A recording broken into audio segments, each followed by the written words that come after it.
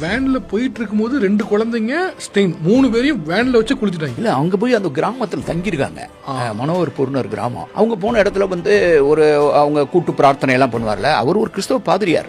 இந்த லெப்ரஸிக்கும் அவர் தான் தொண்டு பண்ணாரு. அங்கெல்லாம் யாரும் தலை வச்சு கூட படுத்துக்க முடியாது. அவங்க அந்த இடத்துக்குலாம் எப்படி தான் போனாங்கன்ட்டு. அப்போ வந்து நைட்டு திட்டம் போட்டு அவங்க தூங்குறதுக்கு வேற இடம் இல்லை. அவங்க அந்த வண்டியிலே தூங்கியிருக்காங்க. தூங்கிட்டு இருக்கும்போது நைட்டு 1 மணிக்கோ நம்ம 1 மணி 1:30 மணி 2 மணிக்கு அது அப்படியே போய் எல்லாத்தையும் அந்த கதவெல்லாம் அடைச்சிட்டு உள்ள நெருப்பு போட்டாங்க.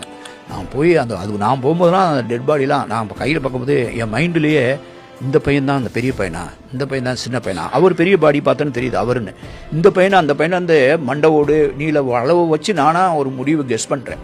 அப்புறம் அதெல்லாம் எடுத்து அதுக்கு ஒரு சின்ன காஃபின் இது ஒரு தற்காலிகமாக சபப்பெட்டிலாம் தயாரித்து ரொம்ப நாள் நானும் என் மனைவியும் போய் அவங்க வீட்டில் போய் கண்ணெல்லாம் கலங்கி நான் ஒரு மாவட்ட கலெக்டராக இருக்கேன், ஆனால் மனுஷன் தானே, ஆனால் எனக்கு பெரிய இந்த நாட்டில் நம்ம நாட்டில் இப்படி நடந்துருச்சு அப்படின்னு சொல்லிட்டு எனக்கு அழுகையாக வருது.